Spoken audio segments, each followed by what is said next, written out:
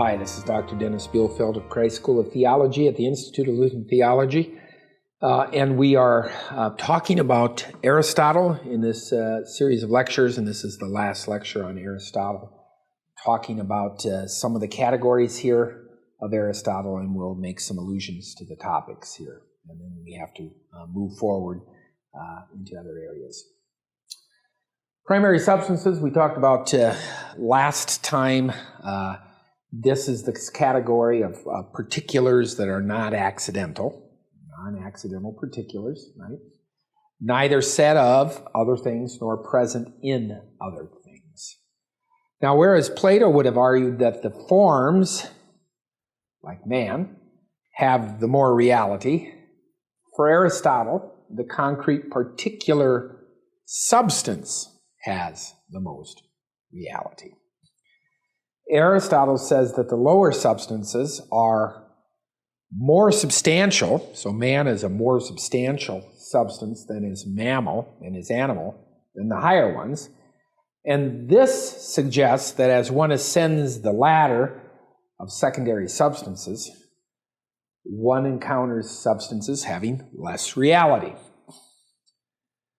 Primary substances then have more being, but being, now for Aristotle, cannot be the highest genus. Why? Because to be a genus demands differentia. A genus is something that is not another thing, so it has to be distinguished from another thing. But there can be no differentia for being, right? What could be the differentia for being? Non-being? Well, but it isn't a being. So it's not around to be the differentia for being. Or so one could argue.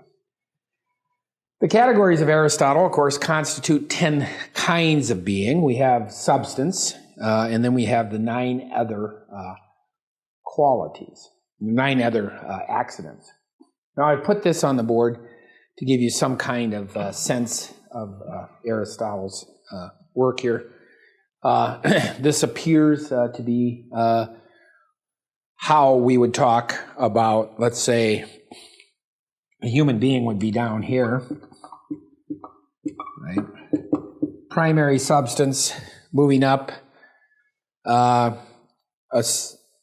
He would be, a human being is in the species of rational. A rational being over and against an irrational being.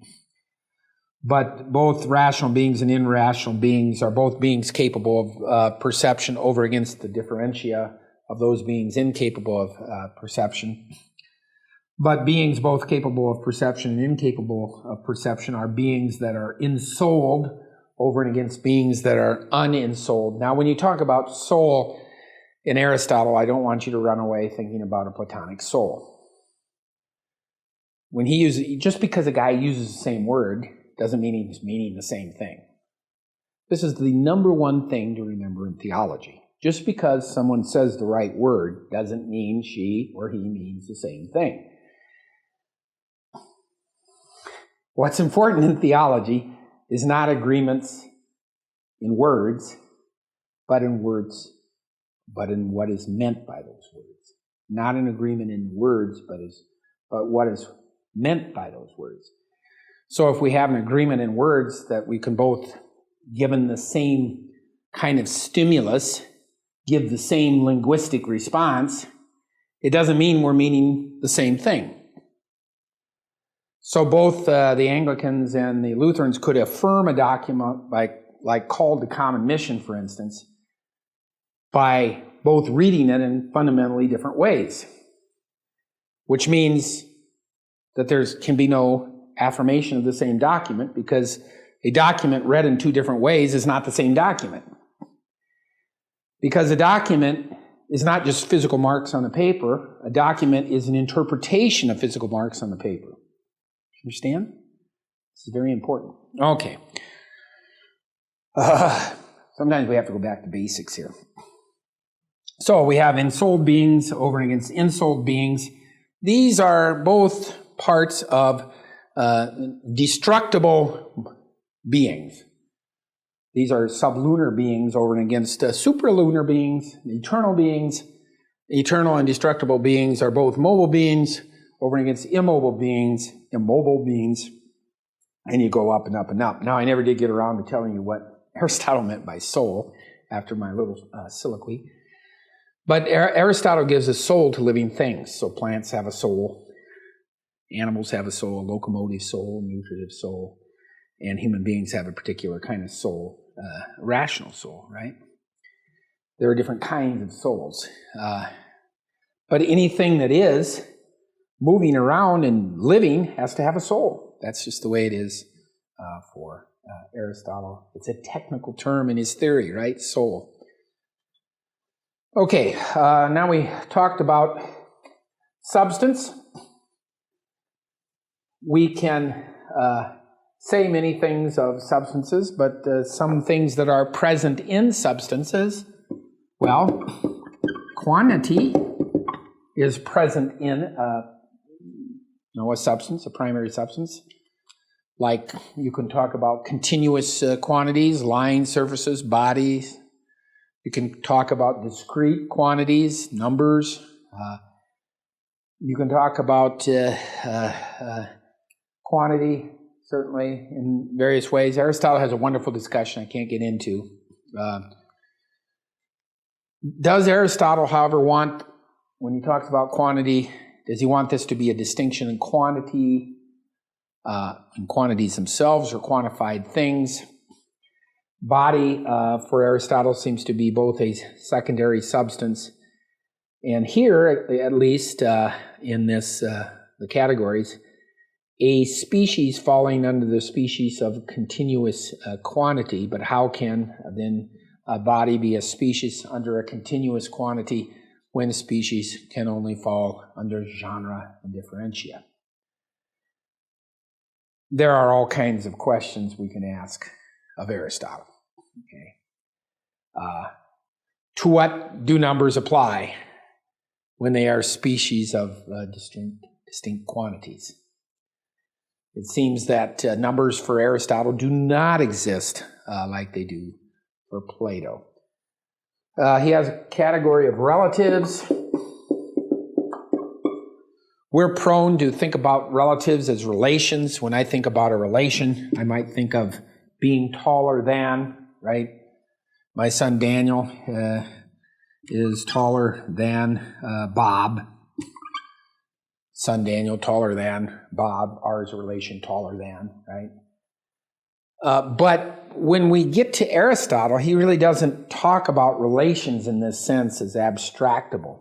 The relation of, see, like we would talk about a relation and then talk about the ordered pairs that satisfy the relation, see? But Aristotle doesn't do that. He's talking about relatives, which he means things towards something else. So they are not literally relations. So greater than is not really a relation. It is relative. It is towards something else. My son Daniel could be taller than Bob, but instead of having this relation, now we have this. Son Daniel is taller than Bob. We would signify that as a monadic predicate. He has a property of being taller than Bob rather than a relation holding between two individuals. Aristotle only allows accidents as properties inhering in primary substances. So he could not allow relations of the form like this, because where would that inhere? It's got to belong to something, right? It's got to be an accident. Well, it can't. Here, these things satisfy the relation. The relation is abstracted away, sort of floating above both Socrates and Bob. For Aristotle, the relation has to be anchored in a primary substance. So it has to be a relative. We would call it a monadic relational property of a thing, rather than a monadic non-relational property of a thing. So Socrates seems to be focusing on the things related this are now includes towards Bob, rather than on the relation itself. Okay, so we have quantity, quality. Well, we don't have quality yet, but now we do. Quantity, relatives, quality. With quality, we can talk about habits, dispositions. We can talk about natural capabilities and incapabilities. We can talk about effective qualities, shapes. Aristotle goes through this. We'd have to sit down with the book to go through every bit of language here. But it's important to see that he is making very important points that get picked up by the tradition. And whereas some people today might find Aristotle's species here, the qualities arbitrary and capricious, Aquinas himself gave an excellent defense of them, and he knew Aristotle awfully well. Aristotle then, of course, ends this section with a brief discussion of action, passion, having. He doesn't really talk about some of the things in any detail. Kind of runs out of gas with the later accidents. Well, we have a couple questions we can ask Aristotle. What is the degree to which the categories are objective metaphysical features? Are they dependent upon human classification? Probably an objective feature, I would think. He's a realist, I think, with respect to this, although some people would argue otherwise. What is our epistemic access, and how do we know these categories? You could ask that question. Are they both mind and language independent realities or independent kinds? Are there mind and language independent kinds? To the question of how Aristotle discovered the categories, there are many answers. Aquinas said the following, and I like this. A predicate is referred to a subject in a second way when the predicate is taken as being in the subject. And this predicate is in the subject, either essentially and absolutely, and as something flowing from its matter, and then it is quantity, or as something flowing from its form, and then it is quality. That's beautiful, huh? That hooks up nicely to hylomorphism. Or it is not present in the subject absolutely, but with reference to something else, and then it is relation. I never can believe how Bertrand Russell, in his work, A History of Western Philosophy, gives Aquinas 12 pages or whatever he gives him. He hadn't read Aquinas and did not know the adroitness of his thought.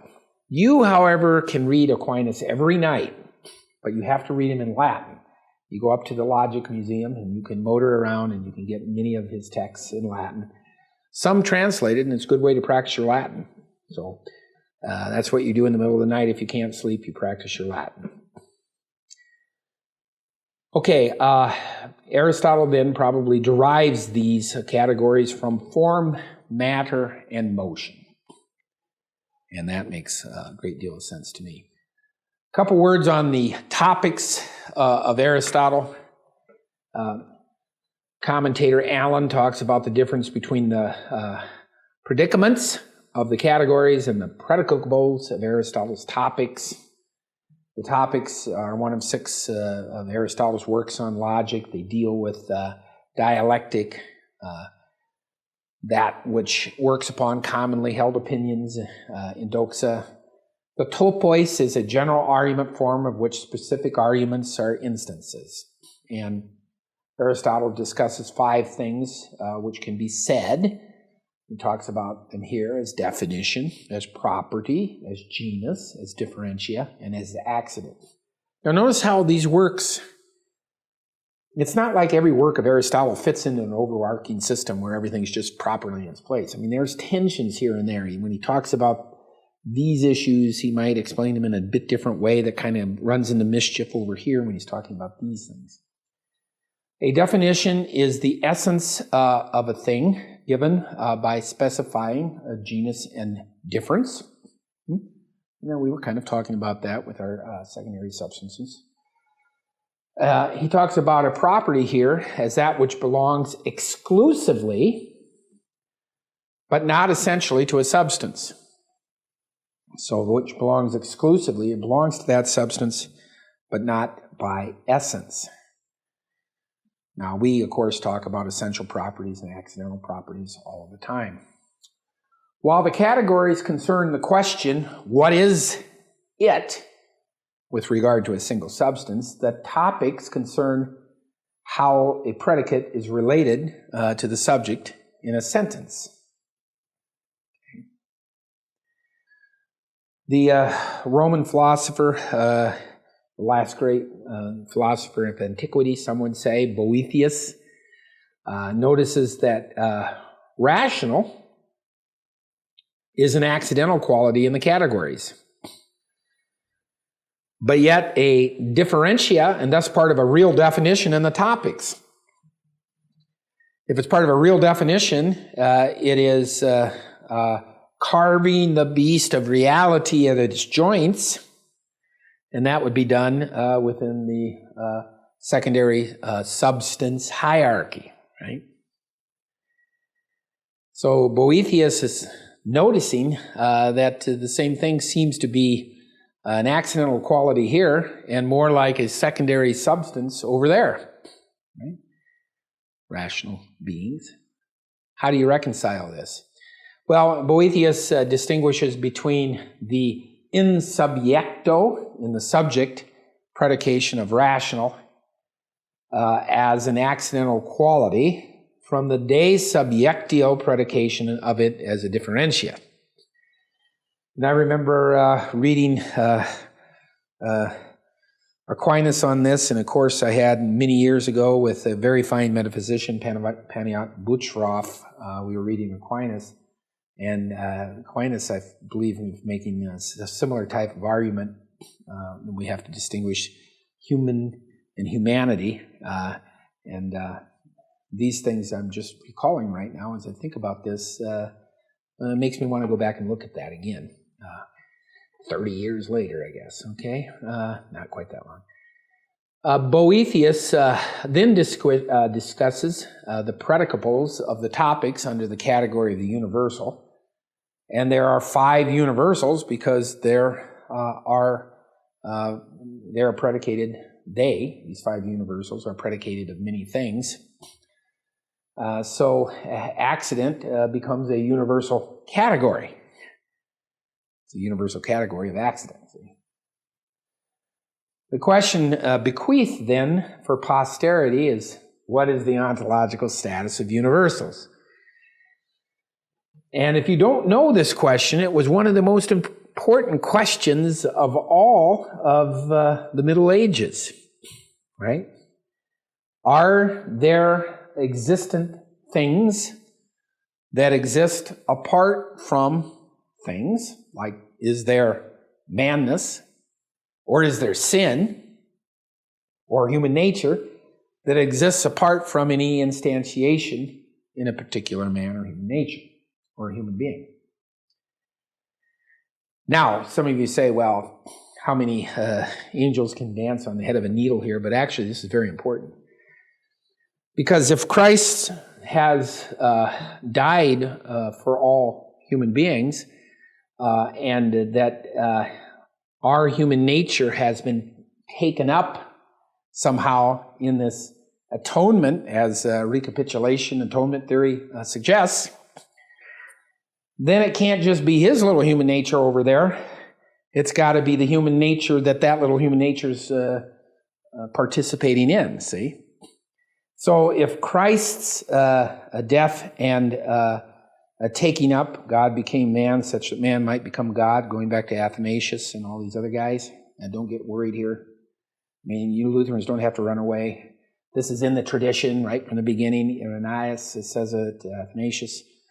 So if God became a human being, but human being is just I'm just a human being, you're a human being, and there's no such thing as human nature, then, well, it's interesting that God became a human being. I mean, he didn't become me in any sense. I mean, what's it have to do with me? But if my nature and your nature participate in human nature in a particular way, you see, then it has huge significance. Now, I'm just pointing out something to you, that the conceptual system of medieval realism really works nicely for thinking through the logic of sin and redemption and the Trinity.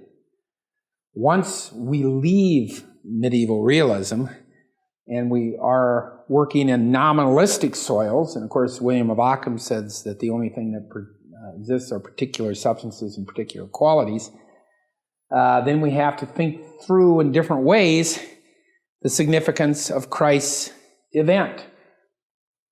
Now, some of you are saying, well, that's not that important. Well, I'm here to tell you this is what the whole course is about. You have some philosophical conceptuality tied up with some theological puzzlements, and you have to utilize that philosophical conceptuality in ways that make sense of the theological thing to be explained. Your theological explanation will necessarily make use of philosophical categories. It did for Aquinas, it did for Tillich, and it did for Rosemary Ruther. It does. I mean, we can't escape those things that we regard to be true. And so to do theology in a vacuum, as if it could go on without a deep study of philosophy or knowledge of special sciences and the context in which it is done is, I think, a recipe for disaster. And in my opinion, of course, the disaster has already happened.